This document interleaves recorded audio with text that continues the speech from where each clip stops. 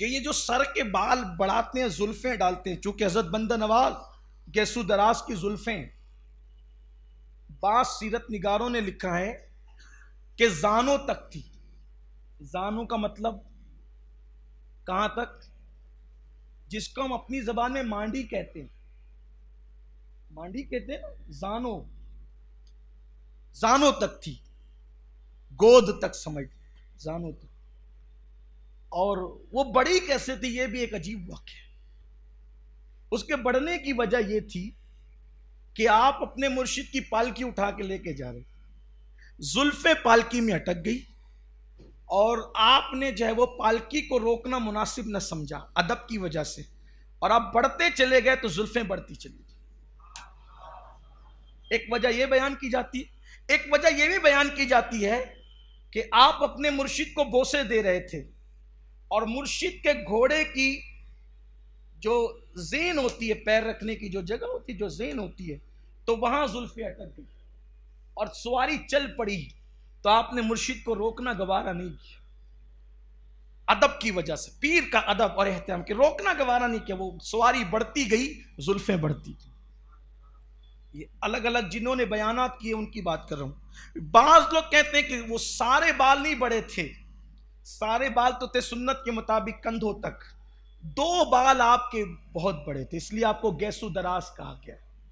लेकिन अलग अलग लोगों ने अलग अलग बात की, वल्लाहु आलम सही क्या, इसलिए कि अकवाल बहुत मुख्तलिफ है इस मामले में, बहुत अकवाल हैं। इस पर मुझसे किसी एक ने पूछा कि गैसु दराज का मतलब आपके नज़दीक क्या है। मैंने कहा मैं कुछ भी नहीं और मेरे नज़दीक कुछ नहीं, मैं तो गुलाम हूँ इन आकाओं का। वो कहा कि चलें, ये जो जानों तक का जो कसरत से लोग बयान करते हैं कि जुल्फें आपकी बड़ी थी, ये तो औरतों से मुशाबियत हो गई, और औरतों से अगर मुशाबियत होगी तो हुजूर ने लानत फरमाई ऐसे मर्दों पर कि जो औरतों से मुशाबियत करे उस पर लानत है, तो उनकी जुल्फें तो बड़ी थी। मैंने कहा कोई एक औरत ऐसी आपके घर में है कि जिसके बाल जानों तक आते हों? मुझे बताएं ना, कोई औरत है ऐसी जिसके बाल जानों तक आते हों? तो कहा नहीं, ऐसी तो ना मेरे घर में ना मैंने कभी देखा है। तो मैंने कहा औरत से मुशाबियत तो उस वक्त होगी ना जब औरतें जहां तक बाल रखती वहां तक वो बाल हों, वो उसके भी नीचे है, उसके भी नीचे है। जैसे कि सिलसिले मदारिया के जो मलंग हजरात होते हैं, वो मलंग हजरात के बाल कई कई फुट लंबे होते हैं, वो कई कई फुट लंबे होते हैं। ये एक अलग उन्वान है, मैं उसकी तरफ नहीं जाता। लेकिन बहरहाल ये औरतों से इसलिए मुशाबियत नहीं है क्योंकि औरतों के बाल आम हालात में इतने बड़े नहीं होते, और उससे भी बड़े थे, तो वहां मुशाबियत का शायबा ही खत्म हो गया। एक तो बात ये हुई। लेकिन दूसरी बात जो इमाम अहले सुन्नत सैयदी आला हज़रत ने बयान फरमाई है, उससे तो सारे शायबात ही खत्म हो जाते हैं। वो ये कि उनके सिर्फ 2 बाल, वो जो अटक गए थे, वो 2 बाल आपके बहुत ज्यादा बड़े थे और आपने उसको तबर्रुकन रखा था, इसलिए भी आपको गैसु दराज कहते हैं। ये मैंने जो बातें लिखी है किताब में सब पेश कर दी। आपका ज़ौक़ जिसको कबूल करता है वो आप कबूल कर लें। जो बातें थी मैंने आपके सामने रख दी, जो ज़ौक़ आपका कबूल करे, और अगर नहीं कबूल करे तो कोई बहस मुबाहिसे की बात नहीं है। कोई ऐसा नहीं है कि आप इस पर लड़ाई झगड़ा शुरू कर दें कि उनके बाल कितने थे। इसलिए कि आजकल तो हालात ऐसे हैं कि कोई मसला चाहिए उसके ऊपर मुर्गियों की तरह लड़ना शुरू कर देते हैं। ऐसा नहीं, सूफिया का तरीका लड़ना नहीं है, बल्कि सूफिया का तरीका तो यह कि चोट लगे तुझे तो मुझे दर्द हो, ये है। हाँ, ये सूफिया का नजरिया, क्योंकि अल्लाह के रसूल अलैहिस्सलाम ने फरमाया कि उस वक्त तक तू कामिल मोमिन नहीं हो सकता जब तक के तू जो चीज अपने लिए पसंद करता है वो अपने मोमिन भाई के लिए पसंद ना करे। मैंने भी आपको कहा ना कि सूफिया का तरीका ये होता है कि अगर तुझे चोट लगे तो मुझे दर्द हो, तकलीफ मुझे हो। इसके सबूत में बंदा नवाजी के मलफूजात से एक बात पेश करता हूं। सैयदी बंदा नवाज गैसु दराज रहमतुल्लाह अलैह फरमाते हैं कि सूफिया मखलूक खुदा की मोहब्बत में इतनी यगानियत इख्तियार कर जाते एक दूसरे से, इतना डूब जाते हैं मखलूक खुदा की मोहब्बत में कि किसी को भी चोट लगे उन्हें तकलीफ पहुंचती है, किसी को भी दुख हो उन्हें तकलीफ पहुंचता है, किसी को भी मुसीबत हो वो बेचैन और बेकरार हो जाते हैं। फरमाते हैं कि एक मर्तबा का वाकया है कि हजरत अबू बकर शिबली रदी अल्लाह तआला अन्हु। ये अबू बकर शिबली कौन है? बहुत बड़े बुजुर्ग है, सिलसिले चिश्तिया और सिलसिले कादरिया के इमाम में से। ये हजरत जुनैद बगदादी के मुरीद और खलीफा हैं। हजरत अबू बकर शिबली, हम लोग पढ़ते हैं ना शजरे में, बैर शिबली शेर हक दुनिया के कुत्तों से बचा, एक कारक अब्द वाहिद बेरिया के वास्ते। एक बार मस्जिद में एक इमाम साहब ये शजरा पढ़ रहे थे, बैर शिबली शेर हक दुनिया के कुत्तों से बचा। एक साहब मेरे पास आए, कहा देखो ये सुन्नियों को। मैं कहा आप क्या हुआ? तो कहा ये मस्जिद में भी कुत्ता बिल्ली करते हैं। मैंने कहा अल्लाह के बंदे ये हदीस है, तुमको इल्म नहीं है। ये हदीस अल्लाह के रसूल ने फरमाया दुनिया मुर्दार की तरह है और दुनियादार कुत्ते की तरह है। ये हुजूर की हदीस है। तो वो जो दुनिया में डूब कर अल्लाह को भूल गया है, मौलाना दुआ कर रहे हैं ए अल्लाह अबू बकर शिबली के सदके में वो जो दुनियादारों को हुजूर ने कुत्ता कहा, उन कुत्तों से हमें महफूज रख। ये वो दुआ कर रहे हैं। अब बताओ हदीस के खिलाफ है ये। तो तुम्हें इल्म नहीं है तो इसका नुकसान अब किसको? तो तुम्ही को है। उठाते कहां से और कहां पहुंचा देते हैं। इल्म सीखो अल्लाह के बंदो, इल्म सीखो। इल्म नहीं है इसीलिए सारे हंगामे हो रहे हैं। बहरहाल तो हजरत अबू बकर शिबली ये मुरीद हजरत जुनैद बगदादी के खलीफा हैं।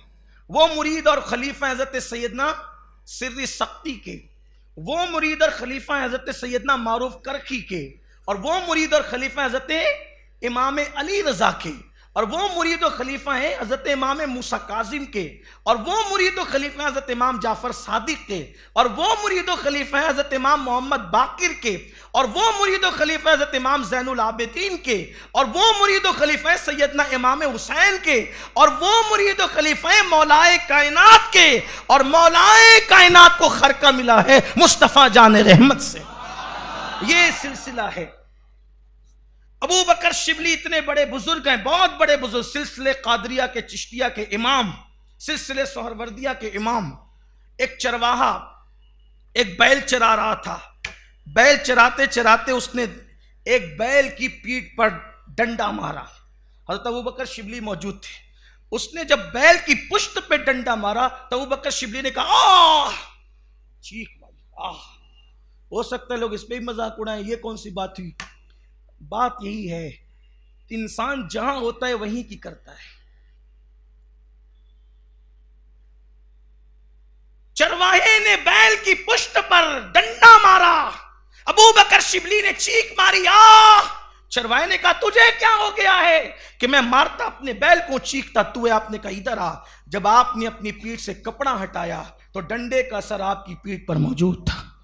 फरमाया खल के खुदा की मोहब्बत में हमारी फनाइयत का आलम है। जब तक के मखलूक खुदा से मोहब्बत नहीं होती उस वक्त तक के खालिक की मोहब्बत भी सही नहीं हो सकती। तो ये जो सूफिया किराम है, सूफिया साफिया, ये लोग बहुत मोहब्बत करने वाले लोग, शरीयत पर कायम रहने वाले लोग, दीन पर कायम, ये मुखालिफीन शरा नहीं है। तो हजरत ख्वाजा बंदा नवाज के सुदराज के पीरो मुर्शिद ख्वाजा नसीरुद्दीन चिराग दहलवी, हजरत इमाम हसन बसरी से लेकर हजरत नसीरुद्दीन चिराग दहलवी तक कोई भी ऐसा नहीं था जो आलिम ना हो, मुहद्दिस ना हो, फ़कीह ना हो, सब थे। बात में वो पूरी कर दूँ हदीस वाली ताकि अधूरी ना रह जाए, वो जुल्फों वाली बात कि हजरत नसीरुद्दीन चिराग दहलवी से पूछा गया कि ये जो मर्द लोग जुल्फें रखते हैं, बाल रखते हैं, तो हमने सुना है कि ये तुर्क वाले, टर्की लोग रखते हैं, ये सुन्नत नहीं है, ये तुर्क वालों का तरीका है, तुर्की लोग रखते हैं। तो हजरत नसीरुद्दीन चिराग दहलवी ने कहा नहीं, ये तुर्क वालों का तरीका नहीं है, ये रसूलुल्लाह का तरीका है। और हमारे हजरत से मुराद शेखुल इस्लाम वल मुस्लिमीन सुल्तानुल औलिया सुल्तानुल मशाइख सैयदी महबूब इलाही निज़ामुद्दीन औलिया रहमतुल्लाह अलैह। बड़ी हस्ती, बड़ा नाम है महबूब इलाही, बड़ी बारगाह है, बड़ी हस्ती है। अल्हम्दुलिल्लाह हम सुन्नियों की क्या शान अल्लाह ने रखी है। ऐसे ऐसों का दामन रखा है जिनके लिए हालात ये हैं कि जो चाहें तो मुशाहिदा कराएं, जो चाहें तो जन्नत में ले जाएं, जन्नत अता करें, जन्नत की सैर कराएं, अल्लाह ताला ने बड़े मर्तबे उनको अता फरमाए।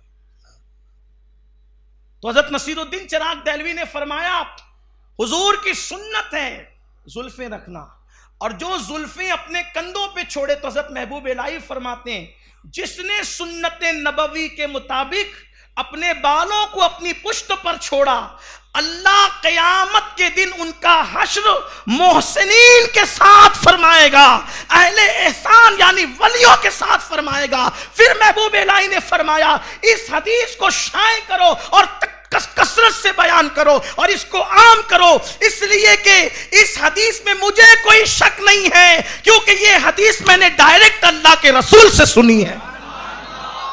ये हज़रत महबूब इलाही फरमाते थे।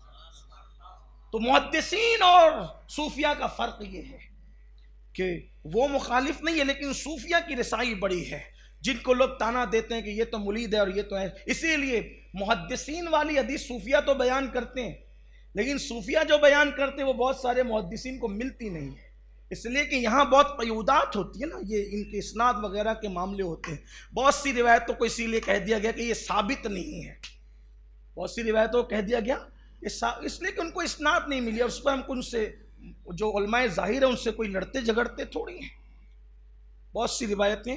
लेकिन सूफिया उसको बराबर लाते हैं, बल्कि बहुत से औलिया अल्लाह ऐसे हैं जिनको अल्लाह ने यह मकाम दिया था कि वो हुजूर की बारगाह में हाजिर होकर पूछते थे, या रसूल अल्लाह, क्या ये आपकी हदीस है? ये भी बात है, बड़ी शानें हैं उनकी। तो महबूब इलाही कहते हैं मैंने खुद सुनी। अब आप कहेंगे कि महबूब इलाही ने कैसे सुनी? महबूब इलाही तो 7वीं सदी के बुजुर्ग हैं, रसूलुल्लाह का विसाल तो 11 हिजरी में हो गया था, तो कैसे सुनी? तो हमारे बुजुर्गों ने फरमाया, आज भी वलियों का आना जाना रसूलुल्लाह की बारगाह में लगा रहता है। अब आप कहेंगे कि ये कैसे होता है? बात तो यही है कि हर बात कैसे होता है वो थोड़ी पता चलती, जब तक आदमी उस मंजिल पर कदम न रखे ना। ये बात वो है, ये बात वो है। बहरहाल तो इमाम हसन बसरी से लेकर ख्वाजा नसीरुद्दीन चिराग देहलवी तक इल्म के मामले में कोई भी कम न था, लेकिन इमाम हसन बसरी से लेकर नसीरुद्दीन चिराग देहलवी तक किसी ने तसनीफ नहीं छोड़ी, यानी मुस्तकिल कोई किताब नहीं लिखी। बुजुर्गों के मलफूजात जमा किए, वो मलफूजात बुजुर्गों के हैं, उनकी मुस्तकिल तसनीफ नहीं है।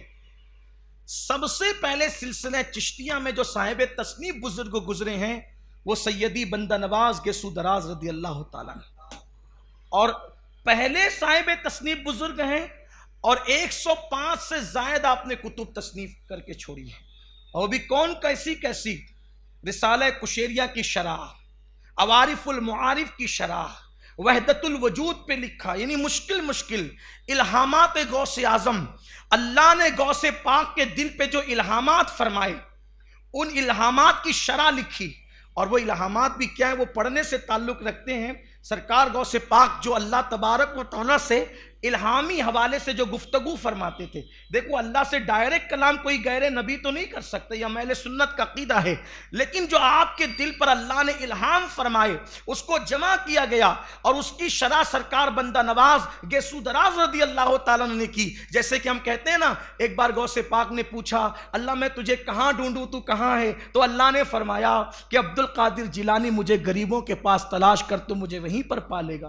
तब ये डायरेक्ट गुफ्तगू थोड़ी हुई है माज़ल, ये इल्हाम कहते हैं, इल्हाम हुआ आपके कल्ब पाक पर। इसी तरीके से हम कहते हैं ना, अल्लाह पाक गौसे पाक से फरमाता है, अब्दुल कादिर तुझे मेरी कसमें खा ले, अब्दुल कादिर तुझे मेरी कसम। तो ये डायरेक्ट गुफ्तगू नहीं है, इल्हाम है। मेरे इमाम उसको कहते हैं कसमें दे दे के खिलाता है पिलाता है तुझे, प्यारा अल्लाह तेरा चाहने वाला तेरा। ये तो आपने उसकी भी शरह लिखी, वो बहुत खूबसूरत है। इसी तरीके से आपकी और भी तकरीबन 105 से ज़ायद कुतुब है, ये जो सीरत निगारों ने लिखा, और भी हो सकती है, इसलिए कि किसी भी बुजुर्ग या किसी भी शख्सियत की ज़िंदगी में इख्तिलाफात हैं, हर एक की अपनी अपनी तहकीक है। कोई बात हतमी तौर पर हम नहीं करते कि यही है और यही हर्फ आखिर है, नहीं, ऐसे नहीं। और भी लोगों के पास दलील हो सकती है, तहकीक हो सकती है। इसी तरह से सरकार बंदा नवाज गेसू दराज का एक कारनामा और है कि उर्दू ज़बान की ईजाद शुरुआत 3 बुजुर्गों की तरफ की जाती है। एक तूतिए हिंद मलिकुश शोरा हजरत सैयदी अमीर खुसरो रदी अल्लाह ताला, दूसरे हजरत सैयदी बंदा नवाज गेसु दराज, और तीसरे हजरत सैयदी मखदूम अशरफ जहांगीर समनानी रदी अल्लाह। तीनों का दौर बिल्कुल करीब करीब है, आसपास है। तो इस तरह से उर्दू जबान की ईजाद का सहरा भी इन बुजुर्गों के सर सजता है। उसमें से सरकार बंदा नवाज गेसु दराज रदी अल्लाह ताला की जात है।